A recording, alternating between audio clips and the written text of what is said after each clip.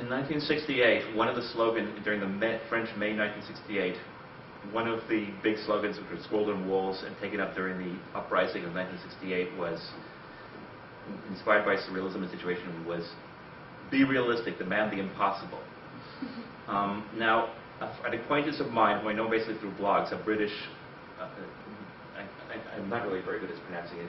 He's British but of Indian ethnicity and has an Indian name, so I can't really pronounce it. I mean, I have it written down, but anyway, he suggested that this slogan, for today, this slogan should really be inverted, and what we should say is not "Be realistic, demand the impossible," but he said, well, today, a lot of things are possible. I mean, the world is wealthy enough that it is possible to give everybody a job, to eliminate abject poverty, and so on and so on. But if we ever propose this, we're told by our governments that it's not realistic. It's not realistic. It's not realistic to, we have to massively cut the budget. We have to increase the economic inequality. We have to give all this money to the banks. We give no money to people who are losing their homes. We must be forced to face our responsibility. We have, all this kind of stuff which we see going on under the current conservative government in Britain, which we're about to see going on under the Republican-controlled legislative Congress in the United States.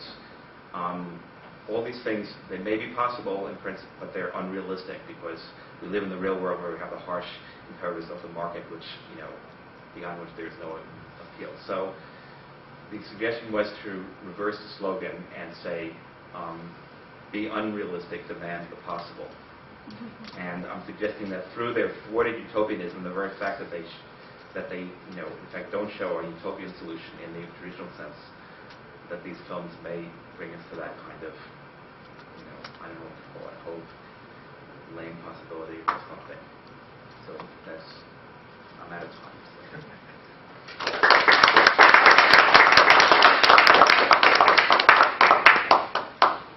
Okay, again, I can take questions. Yes, sure. I apologize, in fact, that as I said at the beginning, in a sense I have too much material, though I also have too little because I don't feel any of this has worked out to my satisfaction as much as I'd like. But again, probably crazy to try to do films and a theoretical introduction in an hour, but that's kind of sketch of what I'm trying to do. So, yeah. I have a lot of questions, but I'll ask one anyway. With the Porno Gang film, which I haven't seen, it seems like there might be some displaced ethnic violence.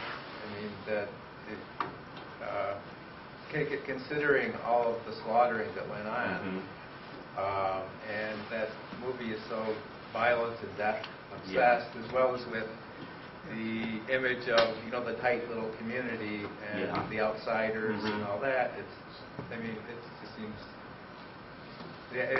Did that occur to you, or? Well, and obviously, it obviously has an oblique relation. Obviously, it's related to the situation in Serbia and more generally former Yugoslavia. So the aftermath. I think the film was suggesting that the ethnic nationalism got them exactly nothing, or got them best kind of local tyrannies. Which are represented by the corrupt cops in Belgrade and the patriarchal peasants in the hinterlands. It's very complex. People from Serbia I know are in a curious position because they'll often complain, even ones who aren't right-wing nationalists complain that Serbia has been demonized and, compared to the other parts of former Yugoslavia. And there's sometimes it feels to me like they're trying to exculpate what Serbia did, but in a certain sense, part of the point is that other sides did this too, number one, and number two, the very fact that everything came out on ethnic divisions had to do with the way these passions were stoked and the way Yugoslavia was transformed and destroyed as much by outside Western forces as by internal tensions. That's the best answer I can give to this. I think Marco, the protagonist, discovers the woman who becomes his girlfriend and his partner in the Porno Gang when she's acting in a lame play about Serbian history in the 13th century, which is this kind of heroic myth. And then, as I said, he misses the whole overthrow of Milosevic because he's hiding from the porno king who's trying to get him to get his money back.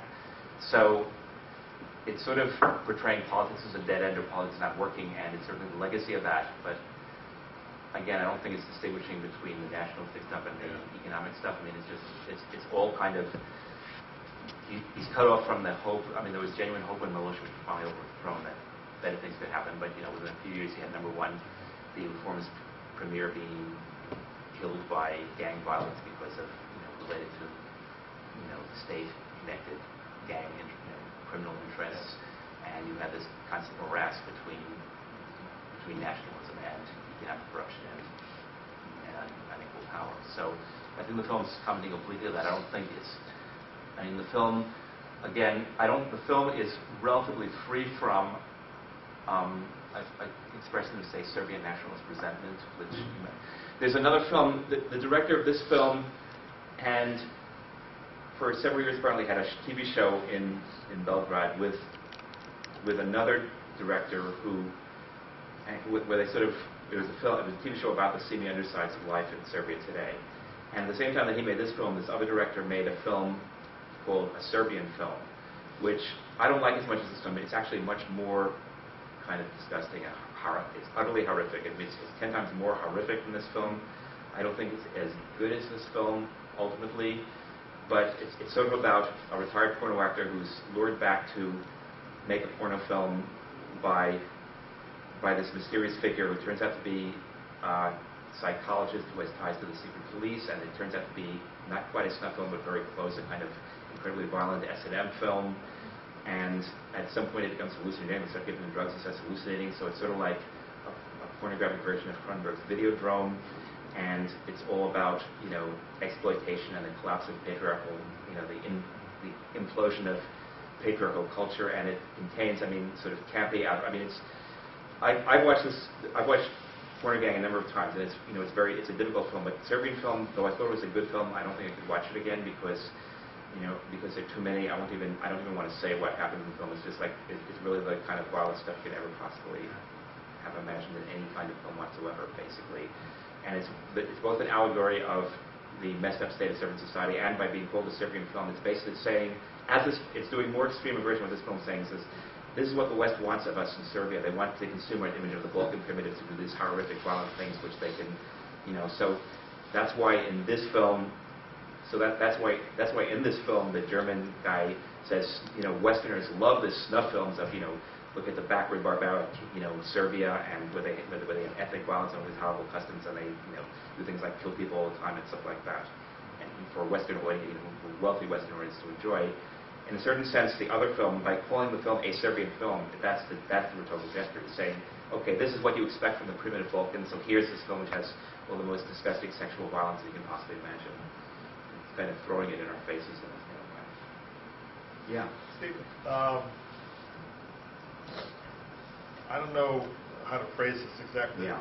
There's a problem for me with allegory. Allegory never succeeds without 100%. There's no way of keeping the allegorical intensity going in a steady state through a narrative. Yeah. There are always things that get distracting, particularistic. Sure. People will latch on to certain things. And for me, this is a kind of reflection of another problem which may be analogous, and that is the tension between grand narratives and ideological purity and particularistic or pragmatic behavior. I think in terms of Sartre's notion of the practice of everyday life, and how on that level grand narratives and ideological purity are one thing, but real life is a kind of interaction between the particularistic and practices and what is larger. Do you see some kinds of tensions like this? I think in certain ways all three films are negotiating that kind of tension we're talking about.